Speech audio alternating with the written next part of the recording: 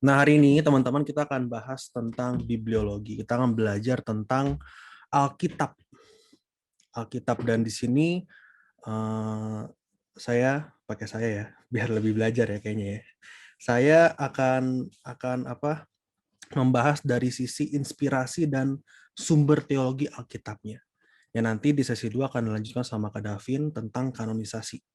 Nah, tapi saya yang akan bahas tentang inspirasi dan sumber teologi. Nah, kita harus tahu teman-teman, kalau Allah itu selalu ingin memberi dirinya dikenal oleh manusia. Allah selalu ingin selalu memberi dirinya untuk dikenal oleh ciptaannya. Oleh karenanya itu, Allah memberikan pernyataan khusus.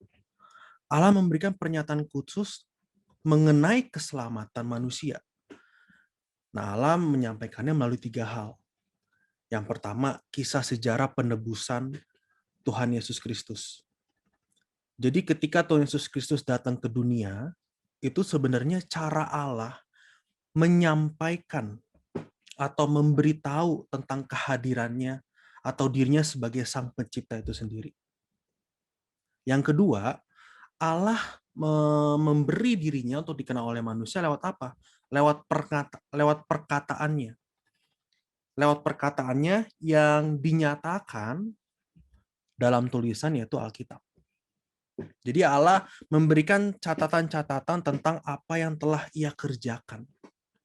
Tentang apa yang Ia telah kerjakan. Dan itu tertulis di dalam Alkitab. Nah, jadi kalau Allah mau memberi dirinya, mau memberi manusia kesempatan untuk mengenal dirinya, melalui apa? Melalui Alkitab ini.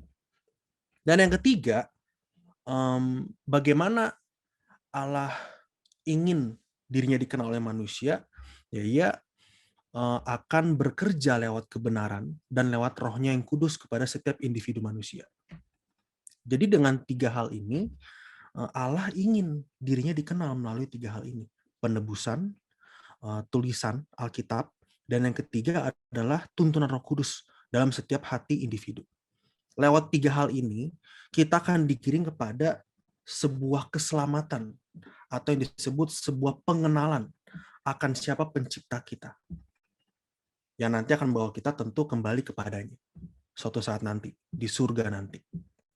Oke, nah dari 3 hal ini, Alkitab itu jadi sebuah sebuah dasar atau sebuah tulisan yang berisi penebusan dan berisi kebenaran dan penerapannya lewat Roh Kudus itu adanya di Alkitab ini.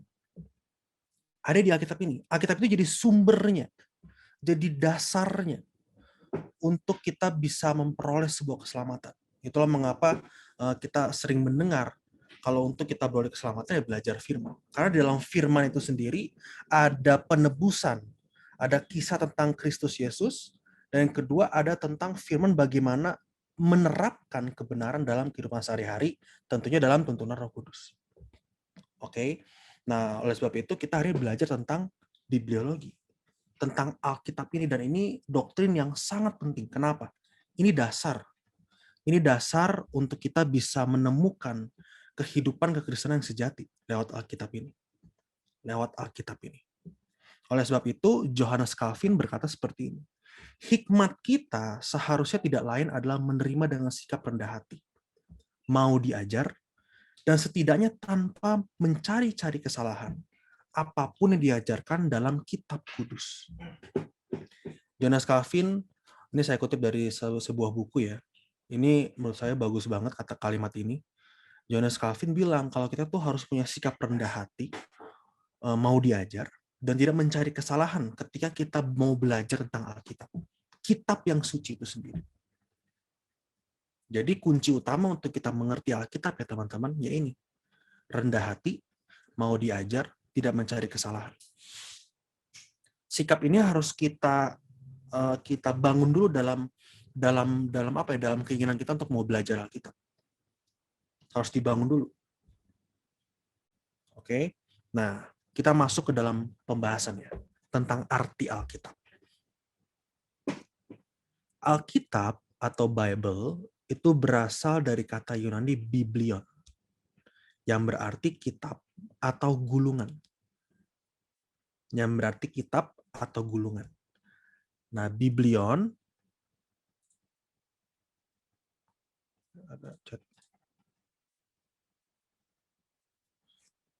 berasal dari biblos. Biblion berasal dari biblos, artinya pohon papirus yang banyak tumbuh di rawa-rawa atau pinggiran sungai Nil. Jadi waktu itu ada pohon papirus yang banyak tumbuh di rawa-rawa atau pinggiran sungai Nil. Nah, papirus inilah yang akhirnya tumbuhan papirus ini akhirnya digunakan sebagai bahan yang dipakai untuk menulis Alkitab pertama kali.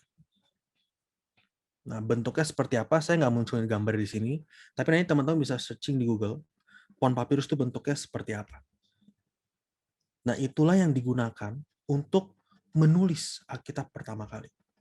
Pohon papirus itu, gulungan itu. Oke. Nah, kitab suci dalam bahasa Yunani itu artinya graphe, berarti tulisan. Tulisan. Jadi kitab suci itu sebenarnya tulisan-tulisan, kalau kita boleh jujur. Kenapa tulisan-tulisan? Ya karena memang ditulis oleh para penulisnya. Di tokoh-tokoh perjanjian lama ditulis oleh banyak. Di perjanjian baru juga ada tokoh-tokohnya. Jadi emang Alkitab kita itu tulisan-tulisan. Makanya disebut graphe. Nah, ini pengetahuan umum. Tulisan dalam PL dibagi jadi 3 kelompok.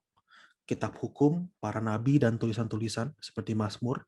Dan akhirnya terkumpulkan menjadi 39 kitab. Sedangkan perjanjian baru memiliki 27 kitab. Nah, jadi kalau kita ditanya nanti arti Alkitab apa, artinya gulungan atau tulisan-tulisan. Tulisannya dari apa? Dari pohon papirus yang ditemukan di rawa-rawa atau pinggiran sungai Nil. Yang nanti kan seiring berkembang zaman nanti akhirnya pakai kulit binatang dan lain sebagainya. Oke, next. Izin JM, ini PPT-nya emang nggak gerak ya atau apa? Oh, gak gerak ya? Oke, sebentar. Ini gerak kok. Harusnya gerak. Oke, berarti tadi nggak lihat ya? Oke, bentar ya. Tadi sampai mana? Yang ini udah? Allah memberikan pernyataan khusus? Udah ya? Oke. Next. Yang ini udah? Tentang Calvin. Hikmah kita selalu tidak lain. Oke. Next. Ini tentang arti Alkitab. Tadi barusan saya jelasin. Papirus tumbuhan digunakan sebagai bahan untuk dipakai menulis Alkitab pertama kali, dan lain sebagainya. Oke, kita masuk ya ke slide selanjutnya. Permulaan Alkitab. Oke, permulaan Alkitab. Alkitab bermula dari sebuah inspirasi atau pengilhaman. Inilah yang dikatakan 2 Timotius 3:16. Segala tulisan yang diilhamkan Allah memang bermanfaat untuk mengajar, untuk menyatakan kesalahan, untuk memperbaiki kelakuan, dan untuk mendidik orang dalam kebenaran. Segala tulisan diilhamkan Allah. Jadi kalau ditanya Alkitab bermula dari apa? Bermula dari inspirasi atau pengilhaman. Dan kata diilhamkan dalam bahasa Yunani itu theopneustos. Theopneustos. Yang secara hurufiah berarti dihembusi atau itu nafas Allah. Jadi kalau kita mau baca ulang, segala tulisan yang dihembuskan Allah memang bermanfaat untuk mengajar, menyatakan kesalahan, untuk memperbaiki kelakuan, dan untuk mendidik orang dalam kebenaran. Jadi inspirasi ini awal mula dari terbentuknya sebuah tulisan yang ada di dalam Alkitab kita. Oke. Kenapa dikatakan dihembuskan Allah begitu ya? Kalau dari pengertian itu dihembuskan Allah, theos pneustos, berarti ini membawa kita kepada sebuah ineransi Alkitab. Atau bahasa Indonesia itu, Alkitab itu dapat diandalkan. Alkitab dapat diandalkan karena tulisannya dihembuskan langsung oleh Allah. Oke. Roh Kudus itu menginspirasi para pengarang-pengarang kitab suci. Sehingga para penulis, waktu menulis itu di bawah kendali, pengawasan, dan tuntunan kedaulatan Allah Roh Kudus. Jadi ketika para penulis menulis tulisan-tulisan itu, Roh Kudus itu yang menuntun para penulisnya. Itulah yang dimaksud dengan dihembuskan oleh Allah. Nanti kita akan belajar tuh tentang teori-teori yang ada. Sebagaimana tuh apa yang disebut dengan maksudnya tuntunan Roh Kudus itu seperti apa? Apakah benar-benar digerakkan oleh Roh Kudus atau memang ternyata manusia juga punya kehendak bebasnya untuk digunakan. Nah, nanti kita akan belajar. Nah, Alkitab ini dapat diandalkan. Kenapa? Karena ini langsung dihembus oleh Allah. Alkitab adalah benar dan tanpa kesalahan dalam manuskrip-manuskrip aslinya. Dan karena itu kita dapat mempercayai salinan-salinannya. Jadi, waktu pertama kali Alkitab ditulis ini, tulisan-tulisan itu ditulis, yang artinya lewat papirus ya, tangan papirus, itu tidak mungkin ada kesalahan. Tidak mungkin ada kesalahan. Inilah yang mendukung akhirnya Alkitab itu dapat diandalkan. Alkitab itu dapat diandalkan walaupun tertulis dari beribu-ribu tahun lah, beda zaman, penulisnya banyak-banyak segala macam, tetap bisa diandalkan. Kenapa? Karena penulis itu dituntun oleh Roh Kudus. Makanya Alkitab itu harus diinterpretasikan atau ditafsirkan secara benar agar tidak mengandung kesalahan. Nah, makanya kan waktu belajar Alkitab itu ya, kita perlu belajar hermeneutik, belajar eksegesis, belajar latar belakang, belajar konteksnya apa, sosial budayanya, masyarakat waktu itu bagaimana. Perlu belajar supaya ngerti. Penulis waktu itu ngomong atau tulis begini tuh tujuannya ke siapa? Konteks waktu itu bagaimana? Jemaat waktu itu bagaimana? Masyarakat itu bagaimana? Kalau kita dapat mengerti ini dengan benar, jelas tidak mungkin ada kesalahan dalam Alkitab. Tidak mungkin ada kesalahan. Tidak mungkin. Di dalam manuskrip-manuskrip aslinya, dan nanti kan ada salin-salinannya. Artinya begini, manuskrip-manuskrip yang ada itu kan lekang oleh zaman. Ibarat kata bisa expired, bisa rusak. Maka disalin-salin. Dan memang pada waktu itu, kebiasaan masyarakat waktu itu memang menulis. Jadi memang banyak salinan-salinan. Terus kalau begitu, berarti kita nggak bisa dianalin dong. Kan bisa aja yang salinan itu nggak lengkap, yang ini lebih lengkap. Itu makanya kita perlu belajar itu hermeneutik dan tafsiran. Kita bandingin salinan-salinan yang ada. Akhirnya ketemu pasti. Intinya apa? Maksudnya apa? Jadi Alkitab itu dapat diandalkan. Ini yang disebut dengan ineransi Alkitab. Ineransi Alkitab. Oke, jika diinterpretasikan dengan benar. Itu kunci di situ ya. Dapat diandalkan, artinya nggak ada kesalahan. Kalau diinterpretasikan, digali secara benar. Pasti ketemu dan nggak mungkin salah. Yang kedua, apalagi? Karena dihembuskan oleh Allah, maka Alkitab itu tidak mungkin membawa orang kepada kesalahan atau membawa orang kepada kesesatan. Nggak mungkin. Nggak mungkin. Jika ineransi Alkitab berbicara tentang isi Alkitab yang tidak mengandung kesalahan, maka infalibilitas berbicara tentang bahwa dampak pembacaan atau pemahaman Alkitab secara benar tidak akan membuat orang salah jalan atau salah berpikir atau menyesatkan. Jadi nggak mungkin orang yang belajar Alkitab itu malah semakin sesat. Tidak mungkin. Kalau dia dengan sikap rendah hati, seperti tadi kata John Calvin, dengan rendah hati mau diajar, menggunakan interpretasi yang benar, pasti dia menemukan kebenaran. Dan dia akan yakin bahwa Alkitab ini nggak mungkin bawa kepada kesesatan. Nggak mungkin. Pasti bawa kepada kebenaran. Gitu kan? Nah, hal ini akhirnya memang banyak mempertanyakan. Jadi dulu saya itu pernah ada anak remaja yang bertanya, saya takut banyak belajar Alkitab, Kak. Karena ketika saya banyak bertanya, banyak belajar, nanti saya malah jadi orang ateis. Malah saya tidak menghormati Tuhan. Enggak demikian. Semakin kita menggali Alkitab, kita malah tidak akan tersesatkan, nggak mungkin tersesatkan. Disitulah ada namanya infalibilitas Alkitab. Dihembuskan oleh Allah langsung kok. Penulis itu penulis itu diilhami oleh Roh Kudus langsung. Jadi nggak mungkin bawa kepada kesesatan, nggak mungkin. Maka Yohanes 17:1 kan berkata, kuduskanlah mereka dalam kebenaran. Firman-Mu adalah kebenaran. Semakin kita cari tahu, maka pasti kita akan bawa kepada kekudusan. Hidup kita makin ke bawah kepada kekudusan. Semakin kita mencari tahu, maka kita akan semakin yakin bahwa Alkitab itu dapat diandalkan dan membawa kita kepada kekudusan atau kehidupan yang sesungguhnya.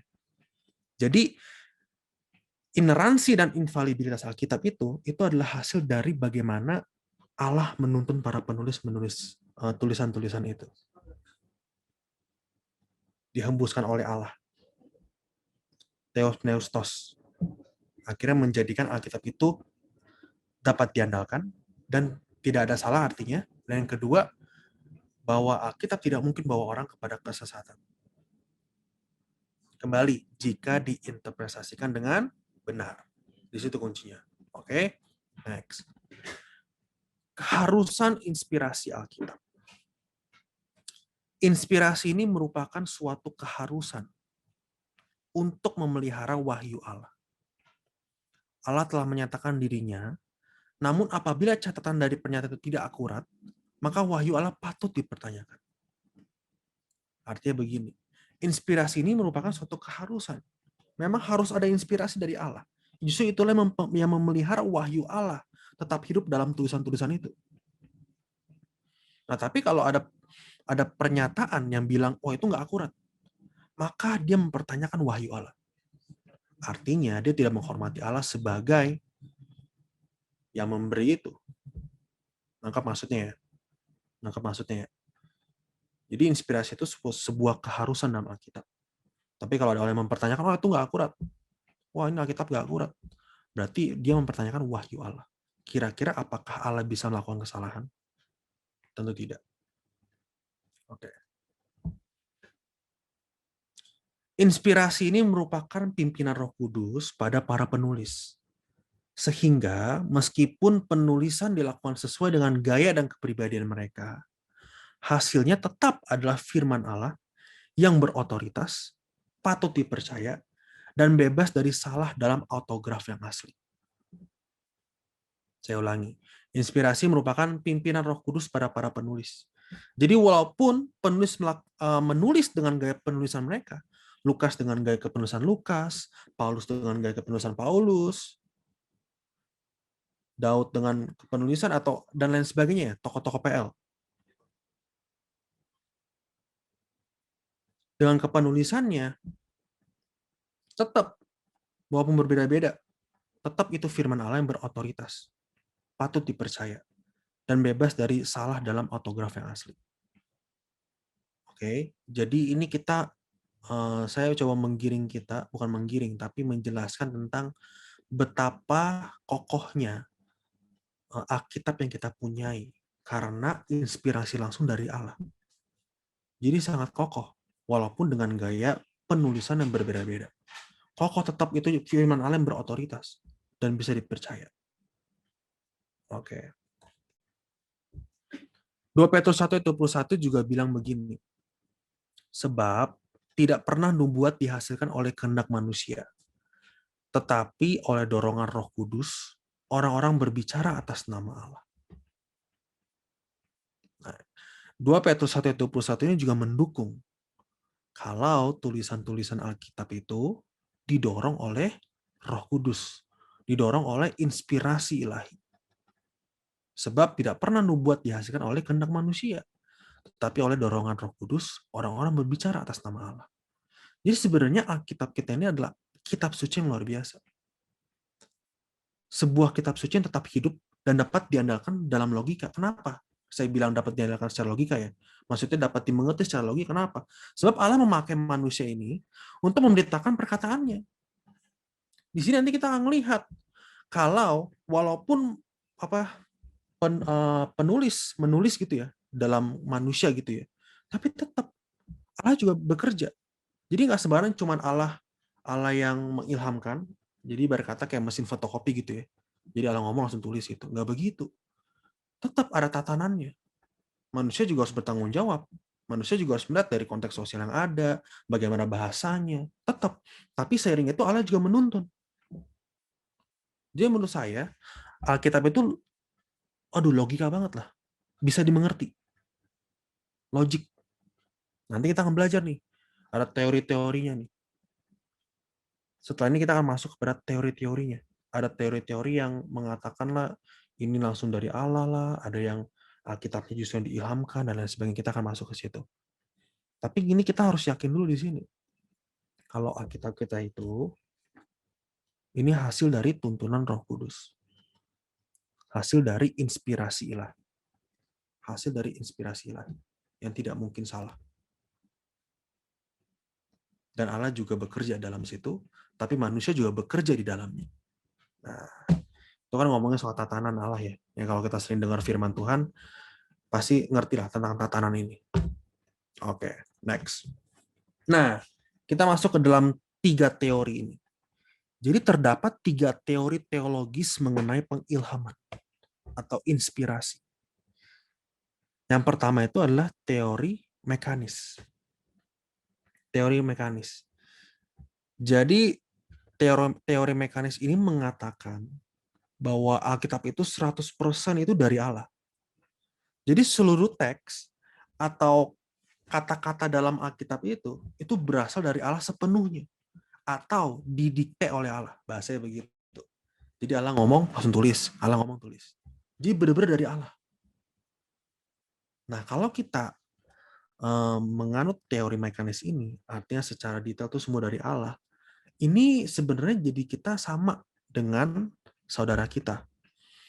Pernyataan ini tuh pernyataan yang mengatakan kalau Alkitab itu didikte oleh Allah, 100% dari Allah, itu membuat Alkitab menjadi sama dengan Al-Quran yang dianggap didikte dari surga dalam bahasa Arab. Dalam bahasa Arab. Nah, Alkitab kita nggak demikian. Alkitab kita nggak fotokopi firman, nggak. Pengilhaman itu bukanlah pendiktean mekanis atau penulisan otomatis. Sebab manusia bukan mesin. Manusia bukan mesin. Dengan perkataan lain, daya pikir intelektual si penulis itu tuh nggak disingkirkan sama sekali. Nggak disingkirkan sama sekali. Manusia bukan mesin. Para penulis Alkitab itu bukanlah mesin ketik atau fotokopi. Sebab jika demikian, Allah memaksa penulis Alkitab dengan kekerasan untuk memasukkan bahan-bahan yang dikehendakinya semata. Ya dong, jadi Allah buat-buat dong kalau begitu. Jadi maksa penulisnya ini untuk ngikutin Allah sendiri. Padahal penulis juga punya kehendak bebas. Nah, kalau kita ngerti soal tatanan Allah, kalau kita belajar tentang tatanan Allah, kita akan lebih nangkap nih soal begini. Nah, teori mekanis ngomong begitu, 100% dari Allah, tapi sebenarnya nggak demikian. Manusia itu bukan mesin fotokopi. Bukan. Dan kita tidak menganut teori mekanis ini. Bukan. Pandangan mekanis tidak mungkin ditetapkan dalam pengertian Kristen dalam Alkitab. Mengapa? Nah, mengapa? Kita buka nih sama-sama Lukas 1 ayat 3. Lukas 1 ayat 3. Mungkin salah satu boleh yang bacain. Lukas 1 ayat 3.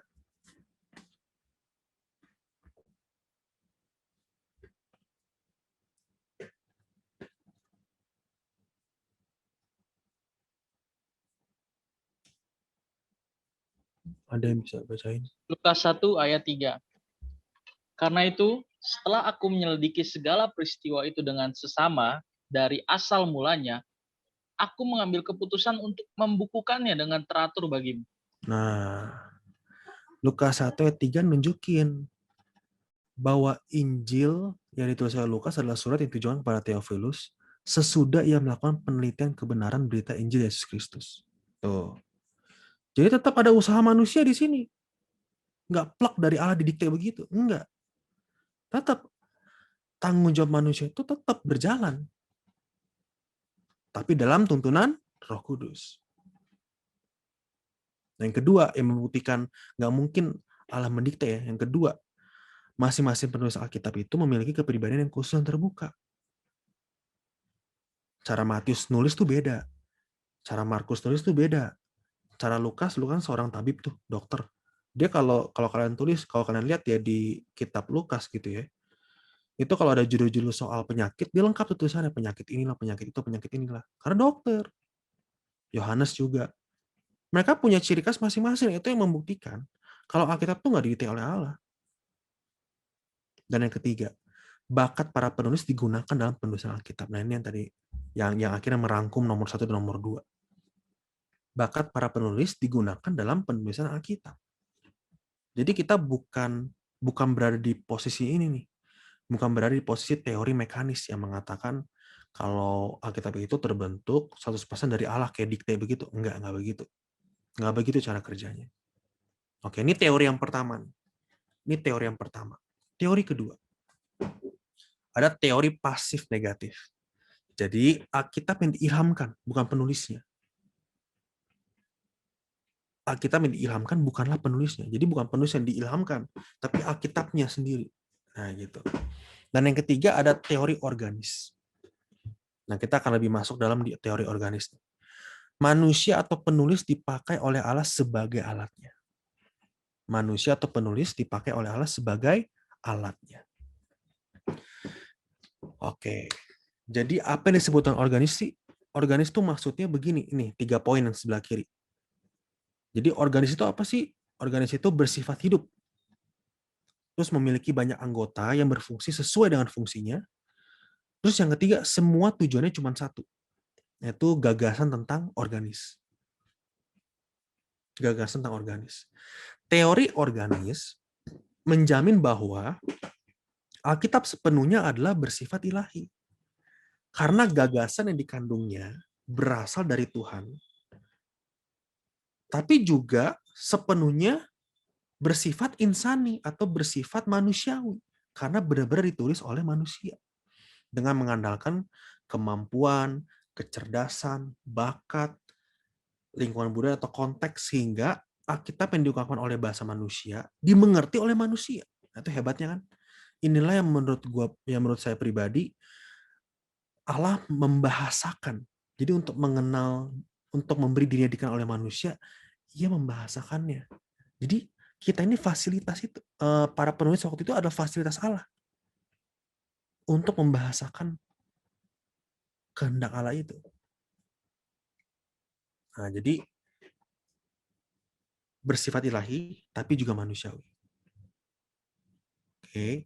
Nah, ke PowerPoint. Maksud Alkitab sebagai organis, yang pertama, dengan perantaraan Roh Kudus, Tuhan Allah bekerja di dalam hati manusia yang dipakai oleh Tuhan untuk menyatakan kehendak-Nya.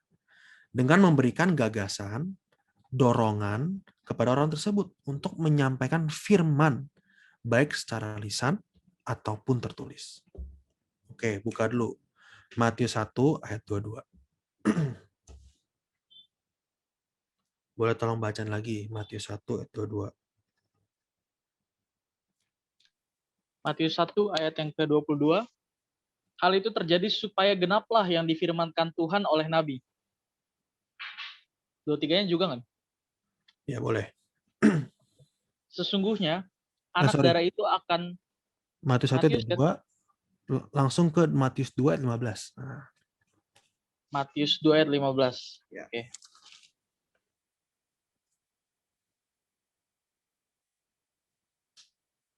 Dan tinggal di sana hingga Herodes mati.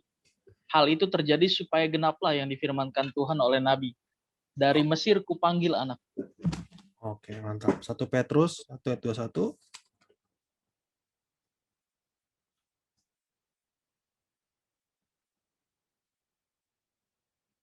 1 Petrus berapa? 1 Petrus 1 ayat 20. Ayat 20. 21. Oke. 1 Petrus 1 ayat yang ke-21.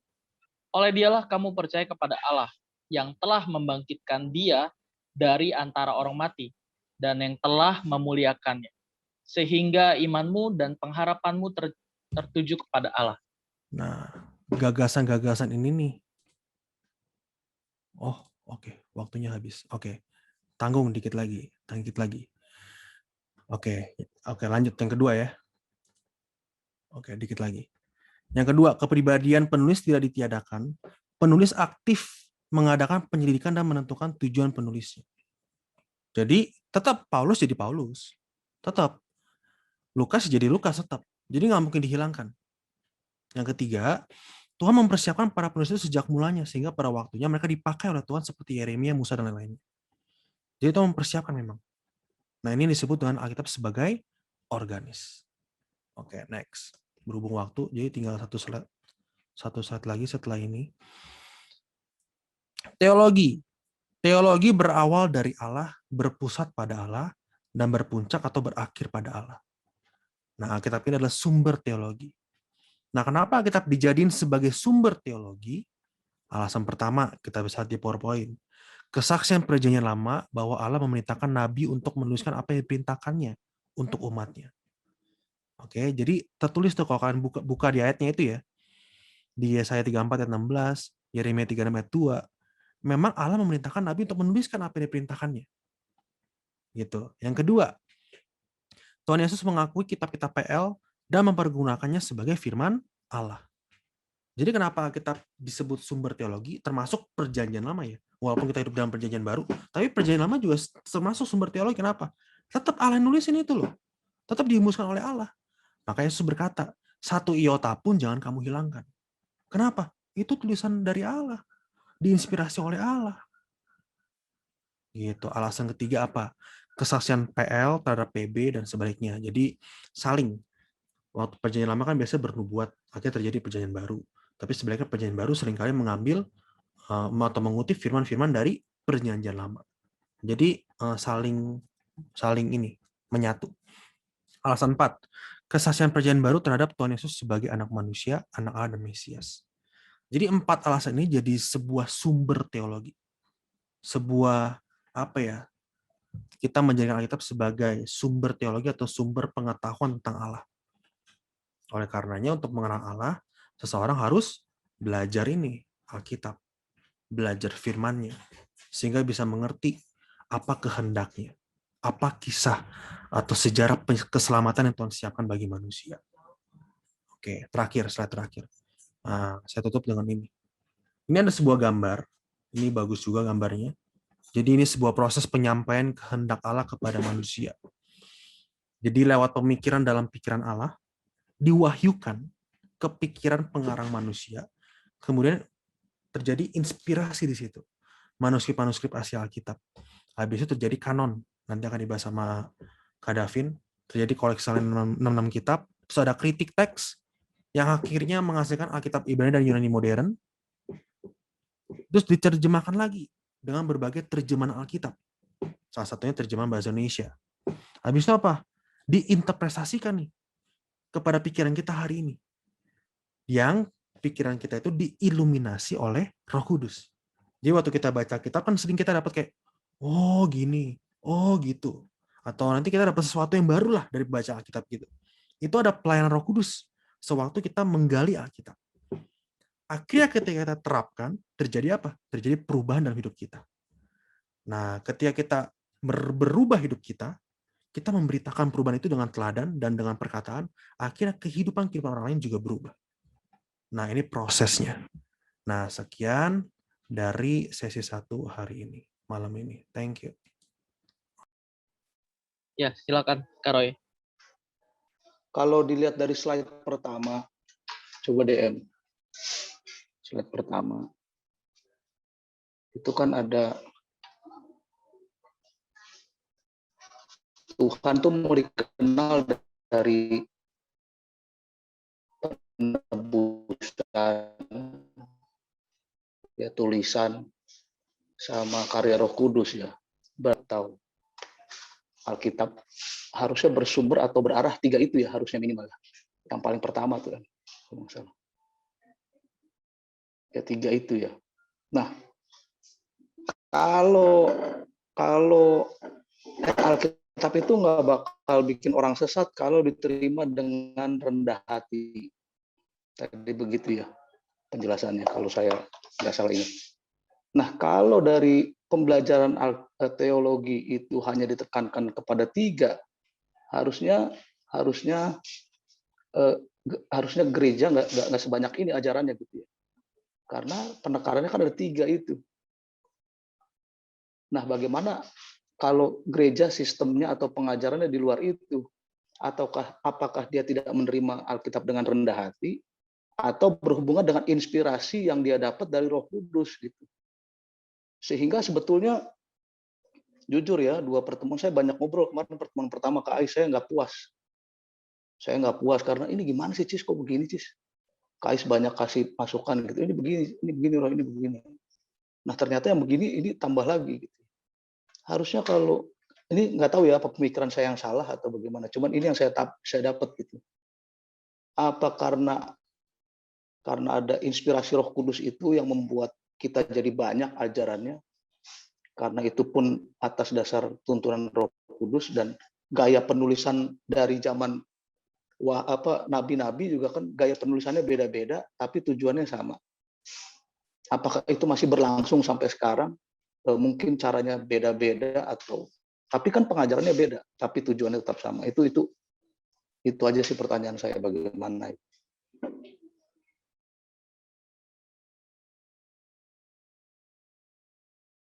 Masih di mute, Jem. Oke, udah? Oke. Dah. Jadi sebenarnya isi dari Alkitab itu, dari Kejadian sampai Wahyu itu, sebenarnya temanya cuma satu. Bagaimana Allah menyelamatkan manusia. Bagaimana proses Allah menyelamatkan manusia. Dari Adam sampai ke Wahyu. Kita ketemu langit baru, bumi baru. Sebenarnya intinya di situ. Intinya di situ. Nah, Alkitab kan tadi dalam hal menjelaskan ini dari 3 pernyataan ini, itu maksudnya ngejelasin tentang bagaimana proses atau intinya itu kan tentang penebusan Kristus Yesus. Intinya tentang dari perjanjian lama, ini kan ngomongnya soal nubuat-nubuat soal Mesias yang akan datang nanti, yang akan menyelamatkan. Ketika perjanjian baru, akhirnya datang Tuhan Yesus Kristus. Suatu saat nanti yang akan datang lagi, itu langit baru, bumi baru. Jadi sebenarnya, tema dari Alkitab itu bagaimana Allah menyelamatkan manusia. Itu intinya di situ. Intinya di situ. Nah, memang sekarang kan akhirnya banyak pengajaran yang kenapa tujuannya beda-beda begitu ya. Memang menurut saya pribadi, Alkitab ini kan yang pasti yang pertama harus rendah hati dengan belajar dan menginterpretasinya kan dengan benar. Itu harus 2 kunci dulu yang harus dipegang tuh. Jadi Alkitab yang dimiliki oleh setiap kita itu harus diinterpretasikan secara benar. Lalu mengapa banyak mungkin ada ajaran-ajaran yang berbeda-beda? Kenapa berbeda-beda begitu ya? Menurut saya pribadi, mungkin satu, kita nggak bisa memungkiri mungkin adanya salah penginterpretasian. Mungkin aja. Akhirnya jadi tidak mengerti, tidak masuk ke dalam pengertian sesungguhnya soal Alkitab itu. Yang kedua, memang menurut saya memang seringkali ini waktu kita membaca, seringkali pemaparan atau ajaran kita itu ada sesuatu yang bercampur dari pengalaman, dari penggalian secara pribadi, dan oleh iluminasi oleh Roh Kudus. Nah, dalam hal ini sejauh mana kita mengatakan itu tidak lepas gitu ya, atau tetap dalam satu tujuan. Sebenarnya intinya bagaimana gereja-gereja harus ke dalam intinya. Intinya itu apa? Bagaimana Allah menyelamatkan manusia. Ya, akan nanti dirempetin tuh bagaimana kan banyak prosesnya. Nah, akhirnya akan menghasilkan pandangan-pandangan yang ada. Nah, itu nanti berpengaruh juga. Ada juga pengajar-pengajar yang akhirnya terpengaruh oleh pandangan bapak-bapak gereja. Kalau Pera suka bilang, jangan terkunci dengan pandangan-pandangan yang sudah ada. Karena kan di Alkitab bilang kalau pengetahuan bertambah-tambah. Jadi itu salah satunya juga tuh. Pengetahuan bertambah-tambah. Ya akhirnya pasti akan muncul ajaran-ajaran baru. Karena kebenaran satu sisi juga sebuah kebenaran yang mengikuti yang menjawab kebutuhan zaman. Nah itu hebatnya ya menurut saya pribadi. Walaupun ini Alkitabnya tertulis di tahun-tahun yang lalu, tapi tetap ini bisa menjawab kebutuhan zaman sekarang. Dan penginterpretasian nanti akan menghasilkan jawaban untuk zaman ini. Nanti kita akan belajar tentang hermeneutik, kontekstual. Nanti akan nanti mungkin ya akhirnya mengarahkan kepada sebuah ajaran yang baru. Nah mungkin aja. Tapi intinya pengajaran yang paling penting itu intinya masuk ke sini. Bagaimana Allah menyelamatkan manusia. Itu intinya. Itu tema atau inti besar dari sebuah Alkitab. Begitu kira-kira ya. sejauh ini, Kak Roy? Ini satu Oke. terakhir ya. Terakhir, Bet. Karoy, sorry Karoy. Hah? Ini Oh, kita bener. break dulu. Oke. Jadi nanti break 10 Oke. menit. Karoy boleh lanjut nanti. Om Karoy. Apa ya? Thank you, Bet. Cuman satu pemikiran saya, kalau kayak begitu berarti sorry ya. Dulu kita sebelum kenal yang ini, pengajaran ini, saya ikut juga kan ya ke school, kalau di Mawar Saron namanya School of Ministry, SOM ya. Ini bilangnya karena kita lagi belajar Bible, Alkitabnya sama tapi pembahasannya nggak ini.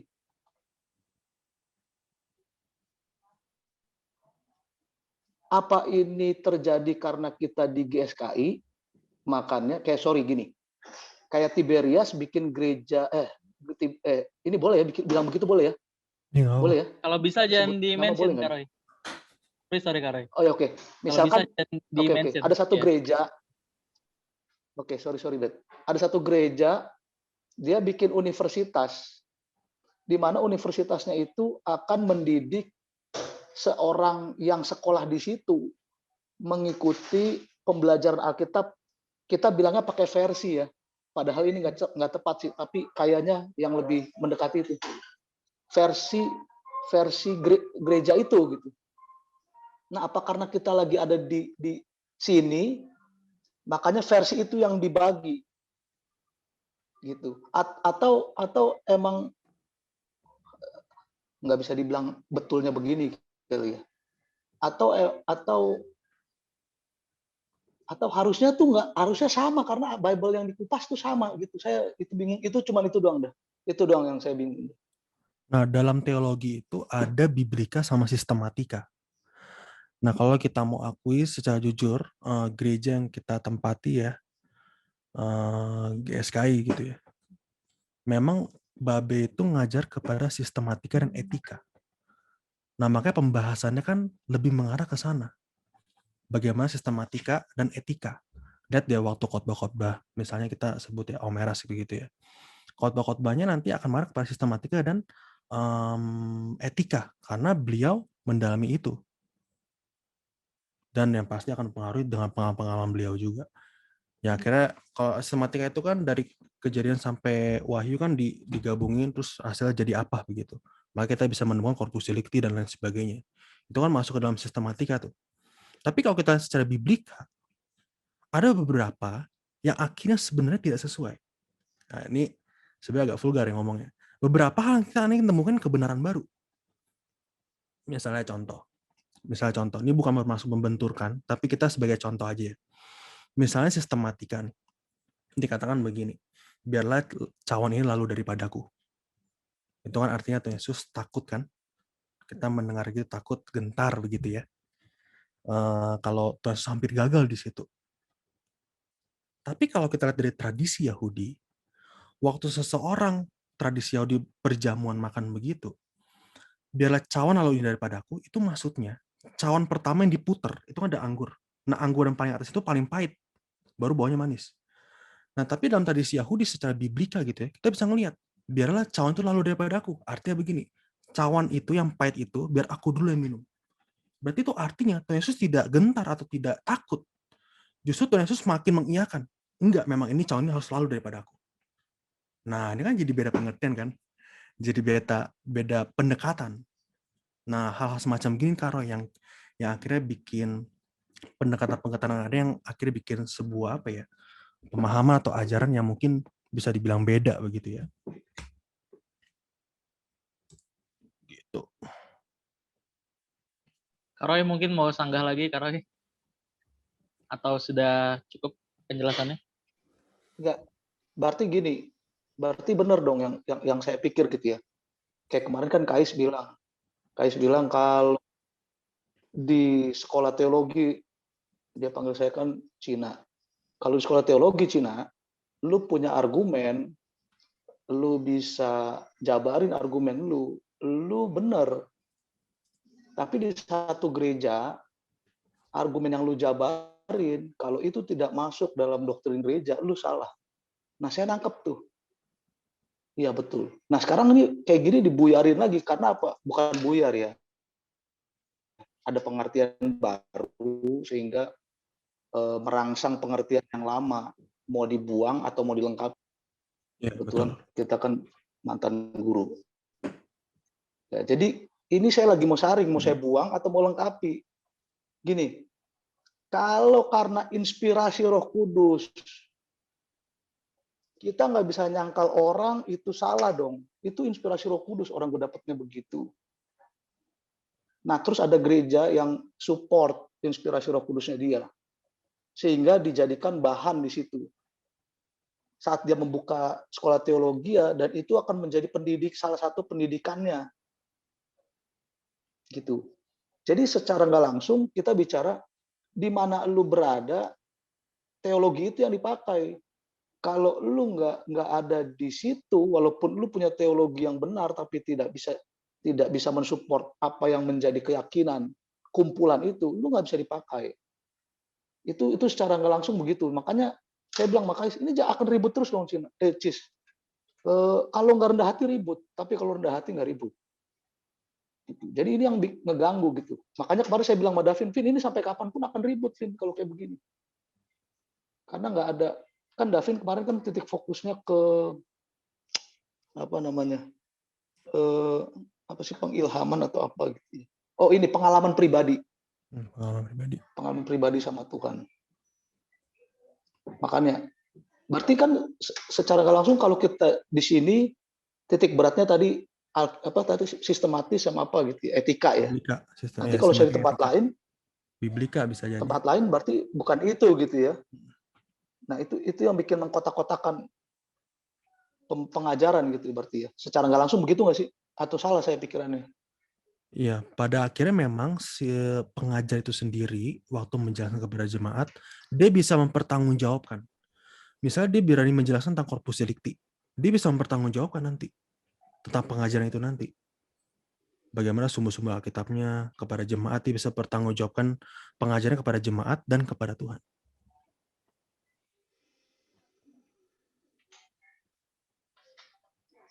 Kalau ditutup dengan begitu, penginjilan nggak jalan kayaknya, karena semua punya tanggung jawab sama Tuhan masing-masing gitu ya. Makanya di bawah ributnya tarik-tarikan domba karena semuanya ngerasa benar.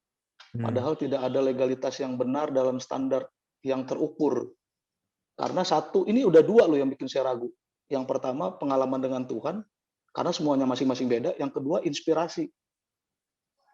Ini yang bikin saya kuat. Ini yang bikin ribut sebetulnya. Itu sih pikiran saya. Mungkin Obed nanti kalau ada jawaban boleh di chat, Obed kan jago juga tuh. Saya sering dengar Obed. Itu biar saya nggak salah. Ada dua sih yang udah mulai ragu nih gara-gara belajar nih. Kayaknya PR saya buat bacanya lebih banyak biar saya otaknya nggak salah. Kayaknya begitu. Ya. Oke. Thank you ya, thank you. Thank you. Nah, ini ada yang tanya tadi secara private ke saya. 1 menit lagi, Bro. Iya. 1 menit lagi, Jos. Iya. Bisa nggak tuh 1 menit? Ini nggak dijawab kok. Ini ada pertanyaan private, dijawabnya nanti sama Kak Davin. Itu kan pertanyaan ini jawabannya tuh di Kak Davin yang jelasin ntar. Sini. Gitu. Oke, kita mulai ya. Kita masuk kepada doktrin Alkitab. Sebentar.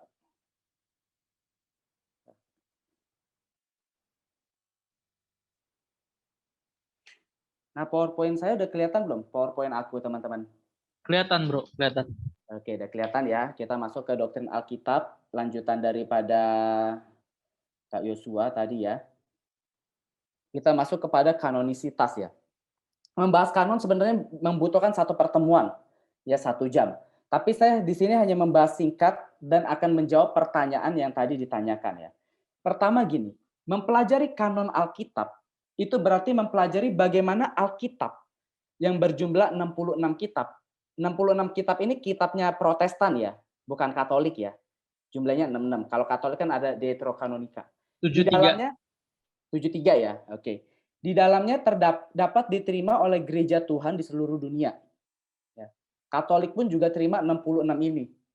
Ya.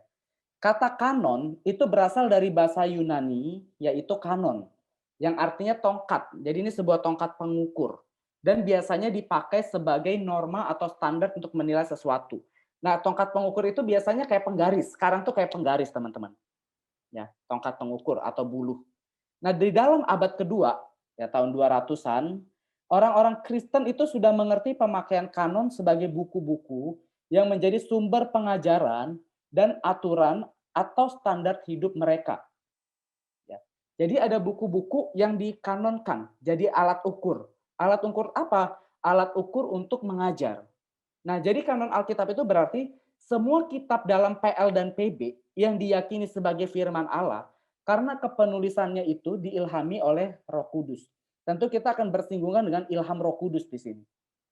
Kenapa begitu? Ya, karena 66 kitab ini sampai ada hari ini, itu bukan satu kebetulan kalau bagi saya. Pasti ada tangan Tuhan yang menjaga. Tangan Tuhan yang menjaga. Gimana coba bayangin, dari 3.500 tahun yang lalu, kitab Kejadian ditulis, itu bisa ada sampai sekarang. Nggak hilang. Tulisan-tulisannya Philo, sejarawan Yahudi, tulisan-tulisannya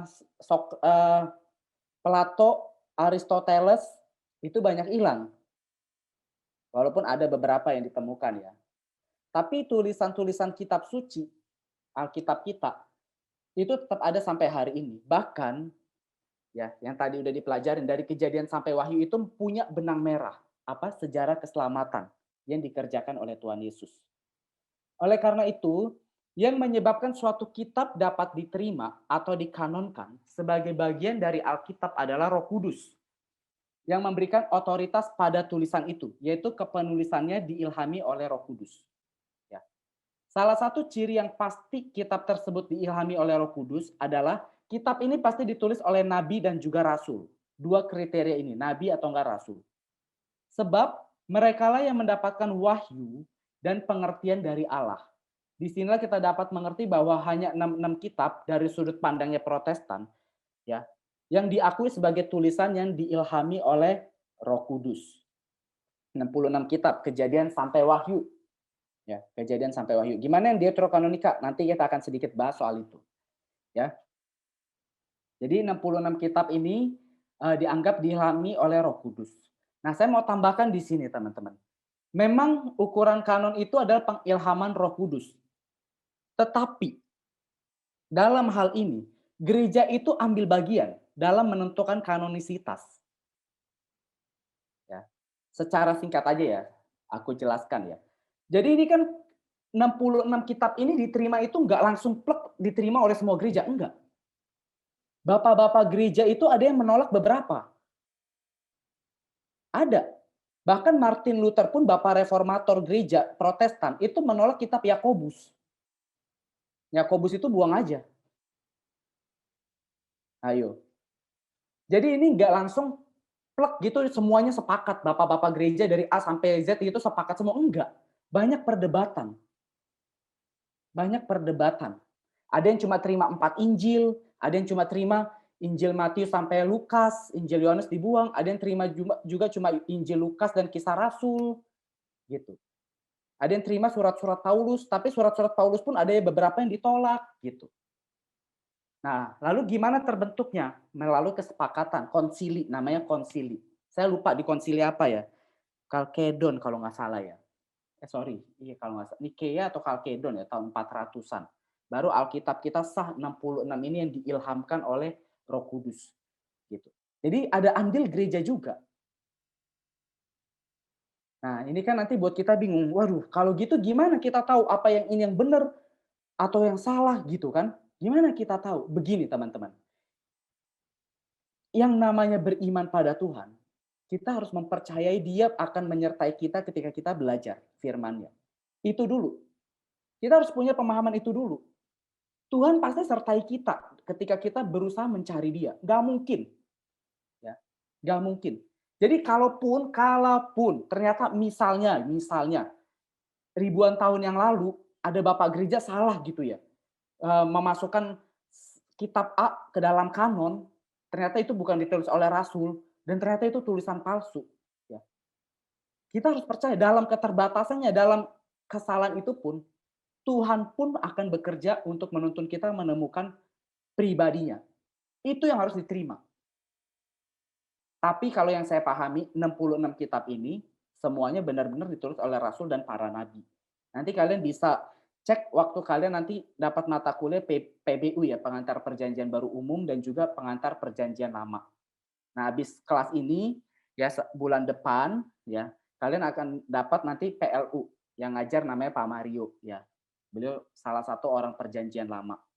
Ya, bisa banyak tanya di situ, penulisnya Kejadian, Keluaran itu siapa, ditulisnya dalam waktu apa, bisa tanya ke beliau. Ya, bisa tanya ke beliau. Nah, tapi kalau yang saya pahami 66 ini memang diilhami oleh Roh Kudus.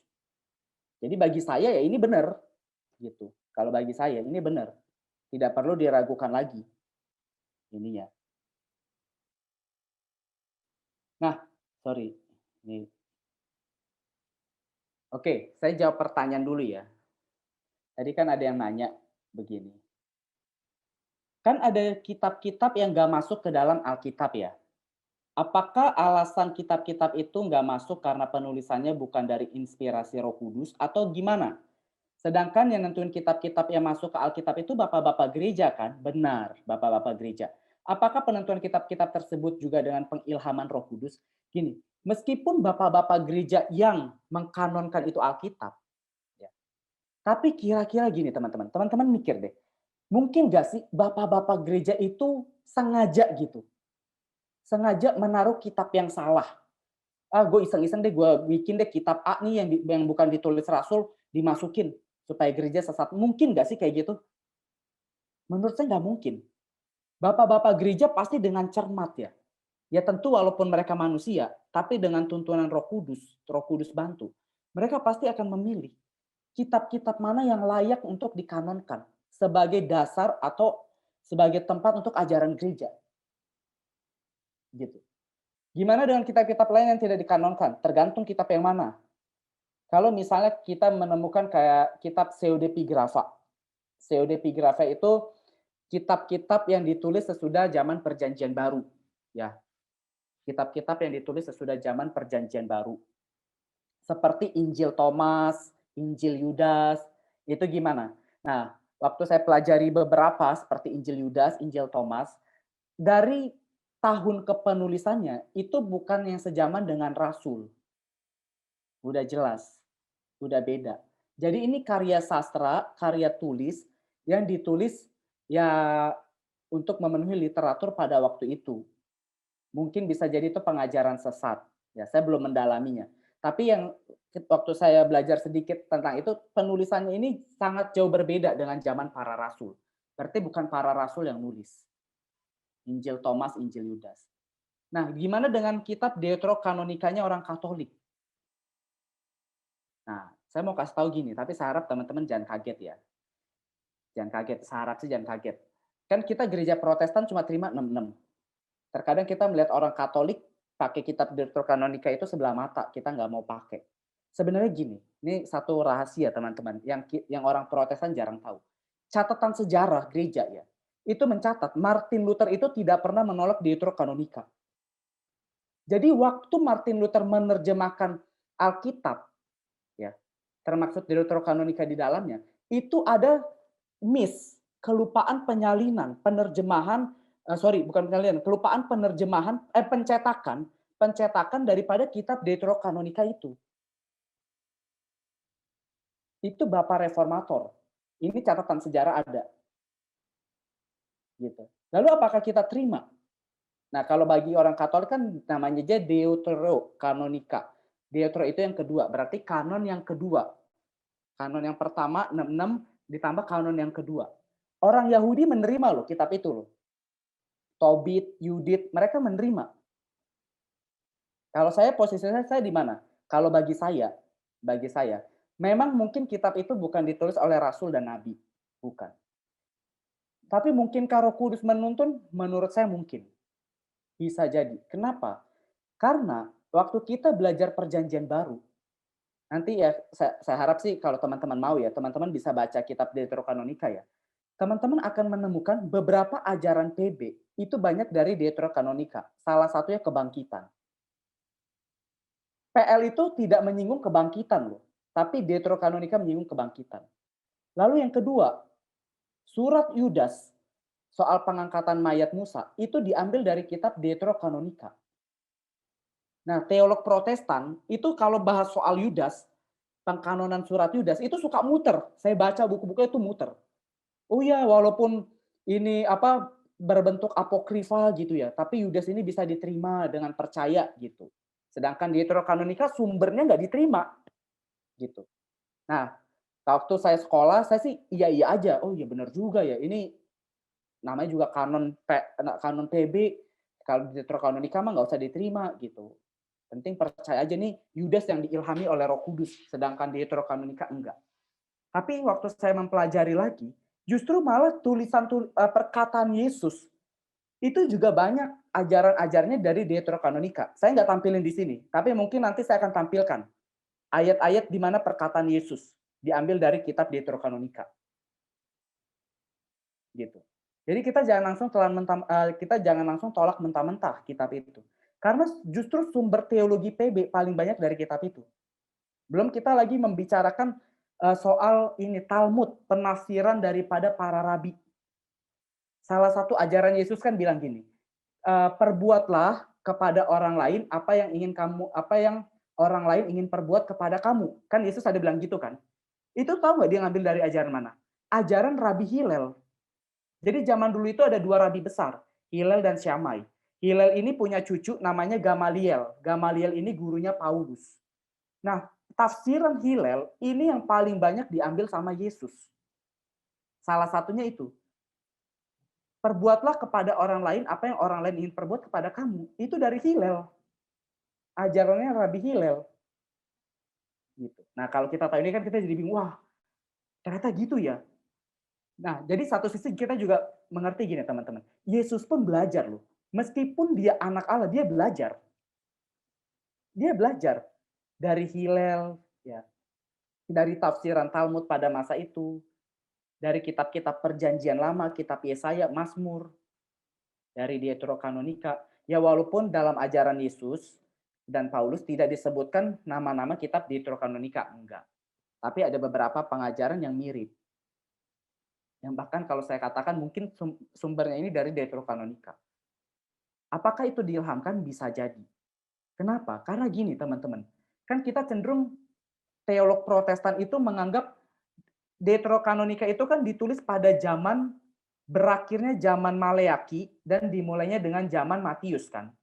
Selang antara dua zaman itu. Ya. Selang dari dua antara zaman itu.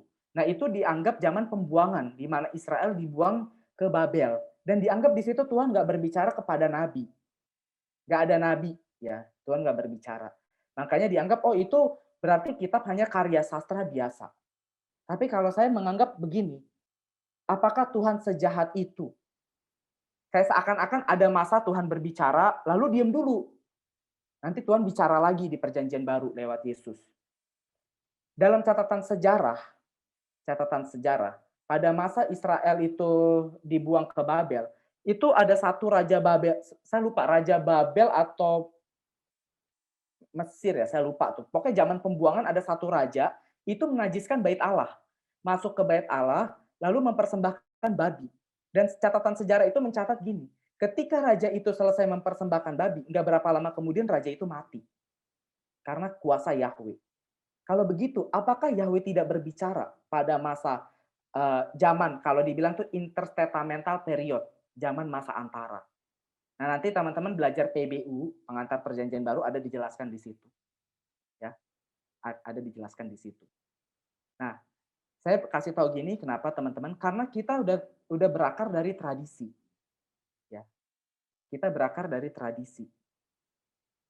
Ya, tradisi memang kita perlu lihat, tapi di balik itu kita tidak bisa melupakan catatan-catatan sejarah yang terjadi sebelumnya. Gitu. Supaya kita terbuka juga pikirannya. Oh, Yesus itu ternyata ada ngambil dari Deuterokanonika. Yesus itu ternyata ada ngambil dari Rabi Hillel. Begitu. Oh, begini. Jadi dengan kita tuh nggak asal sembarangan ngecap ini kayaknya kitabnya nggak perlu. Tapi dalam konteks pengkanonan, 6 ini yang perlu dikhotbahkan. Lalu posisi saya di mana? Deuterokanonika perlu nggak dikhotbahkan? Kalau bagi saya nggak perlu.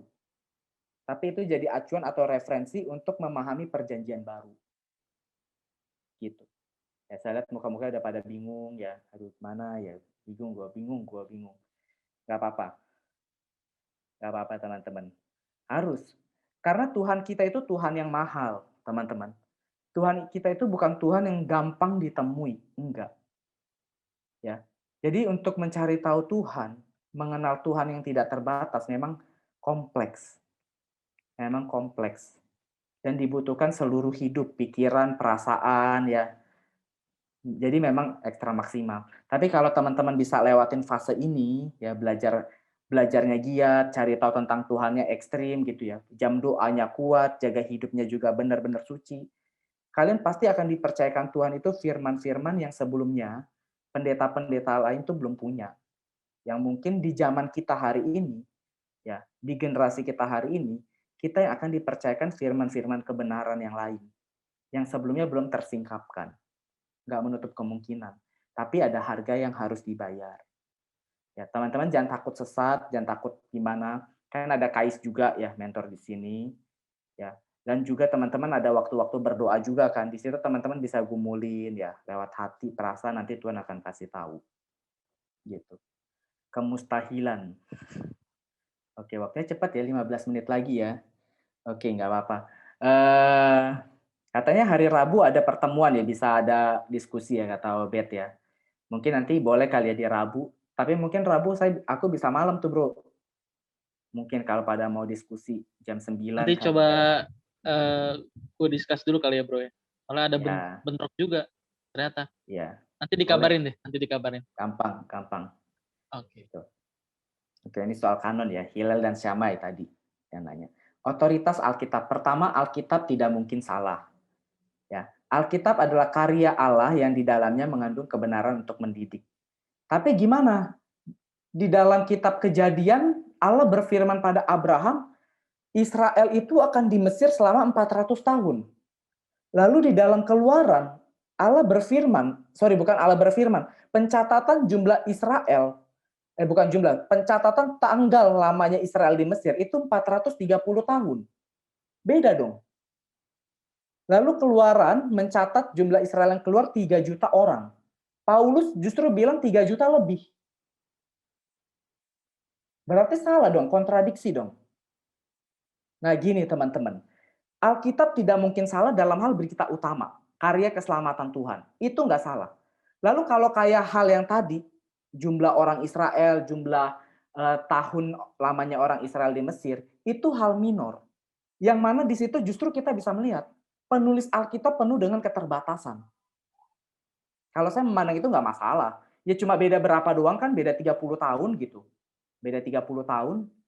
Ya, itu hal minor yang tidak mempengaruhi keselamatan. Ya namanya juga manusia. Musa nulis kan bisa salah. Bisa salah juga. Tapi yang tidak salah itu berita utama keselamatan. Itu tidak mungkin salah. Lalu yang kedua, Alkitab adalah penyataan Allah. Dalam Alkitablah kita menemukan bahwa Allah menyatakan dirinya. Oleh karena itu bila seseorang mau mengenal Allah, dia harus membaca dan mempelajari Alkitab. Ya. Biasanya kalau gereja karismatik itu cuma kuat di berdoa kan. Gereja Protestan kuat di pendalaman Alkitab. Saya ingat dulu waktu saya di seminari ya, itu ada dosen bilang, kalian itu harus punya hati seperti orang Pentakosta, tapi punya otak, punya pengetahuan seperti orang Reform. Ya. Maksudnya apa? Hati yang seperti orang Pentakosta kan apa sih? Doanya tuh kuat. Orang Pentakosta tuh doa bisa 3 jam, 4 jam. Om Eras kan gitu kan. Doa tuh 3 jam. Lama. Pak Niko berjam-jam. Pak Om Yakob juga berjam-jam. Tapi kalau orang Reform itu kuat di pengetahuan. Bukunya banyak. Sekalinya buat satu khotbah itu bisa pakai 5 buku. Nah, waktu dibilang punya hatinya orang Pentakosta, otaknya orang Reform artinya apa? Mengasihi Allah itu secara totalitas. Ya, saya terapkan ini teman-teman walaupun jatuh bangun ya, walaupun jatuh bangun. Punya waktu berdoa sehari berapa jam, lalu punya waktu belajar Alkitab. Nah, seperti ini baca buku teologi. Kadang saya bingung, teman-teman masih taraf bingung di sini. Saya kemarin pinjam buku Obed ya tentang api penyucian purgatori. Karena ada yang bilang, ada pandangan bilang, bahkan orang Yahudi itu menganut pandangan adanya api penyucian. Yahudi loh. Ini Yahudi, purgatori. Jadi saya cari tahu kan, waduh, mikir gimana ya. Kadang berdoa, waktu lagi memperkarakan itu berdoa, kadang lagi baca lagi gitu ya, mikir, merenung gitu. Capek. Tapi kita harus percaya satu hal, Roh Kudus pasti pimpin. Selagi hati kita rendah hati, mau dipimpin oleh Roh Kudus, ya, tidak punya niat jahat, kayak niat misalnya mau nyerang doktrin A gitu ya, wah gue mau serang ini doktrin, lalu kita cari tahu doktrin lain, itu udah niat jahat ya, atau niat mau menyalahkan Alkitab, itu udah niat jahat. Tapi selagi hati kita tenang, hati kita rendah gitu ya, dengan hati yang memang mau tahu kebenaran, mau tahu Tuhan ya, mau mengenal Tuhan lebih dalam lagi, dan waktu-waktu berdoa kita ada, lalu tekun menjaga hidup kita bersih di hadapan Tuhan, Roh Kudus pasti tuntun. Ya. Jadi teman-teman jangan takut untuk belajar lebih dalam. Ingat ya, 3 kunci itu. 1, belajar segiat-giatnya firman. 2, waktu berdoa itu harus ada minimal 1 jam. Kalau buat saya minimal 1 jam untuk teman-teman. Kenapa? Karena teman-teman sekolah teologi minimal 1 jam. Harus punya waktu berdoa di kaki Tuhan. Yang ketiga apa? Yang ketiga itu menjaga hidup tetap bersih. Pasti Roh Kudus tuntun 3 hal ini ya. 3 hal ini punya pasti Roh Kudus tuntun. Dan nggak mungkin Tuhan nggak nyingkapkan banyak kebenaran lainnya. Ketiga, Alkitab mencapai maksud dan tujuan utamanya, yaitu keselamatan manusia. Di dalam Alkitablah terdapat rencana Allah untuk menyelamatkan manusia dalam Bible. Ya, dalam Bible. Keempat, Alkitab menjamin Allah mau dan berkuasa memenuhi segala janji yang tertulis di dalamnya. Ya, janji apa? Janji keselamatan. Bukan janji berkat bangsa-bangsa ya, enggak, itu beda. Janji keselamatan. Jadi kalau di Alkitab tuh ada yang namanya teologi perjanjian. Allah berjanji, itu janji keselamatan. Ya, itu janji keselamatan. PL itu menjanjikan kedatangan Kristus. PB menjanjikan Kristus datang untuk kali yang kedua, menjemput kita ke langit yang baru dan bumi yang baru. Ya, membawa kita terlepas dari tubuh dosa ini. Ya, janji keselamatan. Kelima, Alkitab adalah cukup. Artinya apa? 66 kitab ini sudah cukup. Tidak perlu ditambahkan dan dikurangkan. Ya. Gimana dengan yang Deuterokanonika dan kitab-kitab yang lain? Itu jadi sarana pembelajaran aja. Tidak perlu dikotbahkan. Ini kalau bagi saya ya. Tidak perlu dikotbahkan. Dan yang terakhir, Alkitab itu terang. Maksudnya adalah Alkitab sebagai penuntun hidup manusia. Tidak ada kehidupan yang lebih baik bagi manusia selain yang ditawarkan oleh Alkitab. Oke, sampai di sini aja kita masuk tanya jawab. Yuk, kita masuk tanya jawab. Teman-teman yang mau tanya langsung aja ya. Boleh di-unmute Ya, atau lewat chat.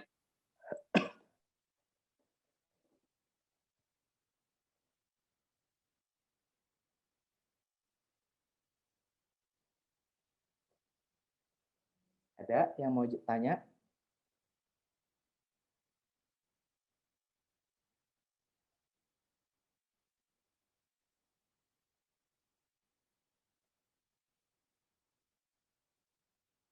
Ada? Kalau nggak ada mungkin boleh. Aku Oke, ada yang nanya Ter. Oke, kayak silakan.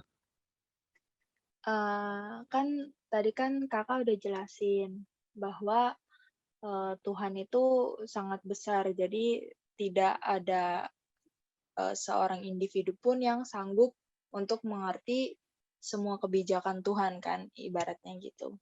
Nah, kita yang ibaratnya sebagai orang awam itu bagaimana sih cara menyikapi perbedaan-perbedaan seperti tadi Deuterokanonika yang ternyata punya referensi yang cukup mendasar untuk mengerti perjanjian baru. Gimana sih cara kita tuh menyikapi perbedaan-perbedaan tersebut gitu? Apakah kita harus bersikap anti, menolak, atau menyaring, dan bagaimana cara kita menemukan kalau pengajaran ini ternyata benar untuk dilakukan. Oh, pengajaran ini kurang tepat gitu dari sekian banyaknya teori-teori yang bisa manusia buat. Itu aja sih pertanyaan aku. Aku jawab yang bagian pengajaran dulu ya. Gimana kita bisa terima pengajaran ini benar gitu ya. Sebenarnya Alkitab udah menjelaskan yang paling penting ya. Ya kalau secara dogma atau doktrin umum kayak dia masih menjelaskan Yesus Tuhan, ketritunggalan Allah, ya adanya kebangkitan tubuh, pengampunan dosa, ya yang pengakuan iman Rasul diajarkan itu kita tidak masalah. Tapi ada lagi sisi lain, ya. Ada lagi sisi lain. Apa? Alkitab itu mengajarkan satu. Alkitab tidak pernah mengajarkan cinta uang. Ya, Paulus itu mengutuk rasul-rasul yang memberitakan Injil hanya untuk kebutuhan perut mereka. Jadi kalau misalnya kita lihat ada gereja yang mengajarkan cinta uang, itu udah pasti sesat. Nah, di sini kita boleh pakai kata sesat. Tapi ya jangan ekstrem juga, jangan dibilang sesat gereja lu, jangan. Buat kita pribadi aja. Alkitab udah jelaskan, tidak pernah diajarkan cinta uang. Gitu. Gak ada. Rasul Paulus tuh mengutuk keras loh. Bahkan di Filipi dia bilang anjing-anjing. Itu tau nggak menunjuk siapa? Itu menunjuk para rasul lain yang memberitakan Injil, satu Injil yang salah. Menambah-nambahkan dengan Taurat orang Yahudi. Yang kedua dengan apa lagi? Cari duit. Cari duit. Itu dikutuk keras. Dibilang anjing-anjing loh. Paulus yang ngomong loh. Jadi kalau memang ada yang udah ngajarin soal duit, cinta uang, materialisme, itu udah pasti sesat. Karena Alkitab nggak pernah ngajarin itu. Gitu. Nah, selebihnya dengan doktrin gimana? Nah, kalau doktrin dengan masing-masing yang teman-teman kalau dalam ranah saya ya, kalau saya di GSKI ya saya percaya GSKI yang paling benar. Gitu. Saya percaya GSKI yang paling benar. Nggak bisa yang lain. Karena saya di situ. Dan pertimbangan saya juga saya menggali juga beberapa doktrinnya beliau ya, Om Eras ya. Saya gali juga. Dan dari semua doktrin yang ada sejauh ini yang saya paling lihat benar yaitu GSKI yang mendekati pemahaman saya gitu. Nah, tapi kalau dalam konteks teman-teman di sini bisa tanya ke Kais nanti sebagai gembalanya. Doktrinnya gimana Kak gitu, dan harus taat. Selagi teman-teman di sini teman-teman harus taat. Karena dibawa ke pengembalaan beliau gitu. Terus tadi yang awal kan soal menyikapi ya kayak perbedaan. Kalau nyikapi ya balik lagi, doktrin kita masing-masing di gereja terima enggak? Soal yang deuterokanonika. Kalau enggak ya udah, enggak apa-apa, harus terima. Terus kita menghargai yang lain gimana? Ya jangan dikatain juga sesat, kitab lo palsu, jangan. Itu menyakiti. Ya, hargai aja kayak kalau dia khotbah di gereja dan khotbah itu ya nggak masalah. Itu kan jemaat yang Tuhan percayakan ke mereka kan. Selebihnya apa? Pertanggungjawaban mereka udah. Gitu.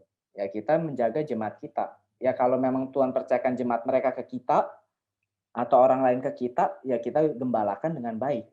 Intinya kan begitu. Ya. Gitu. Oke, ini ada yang tanya lagi nih, Mbak ini.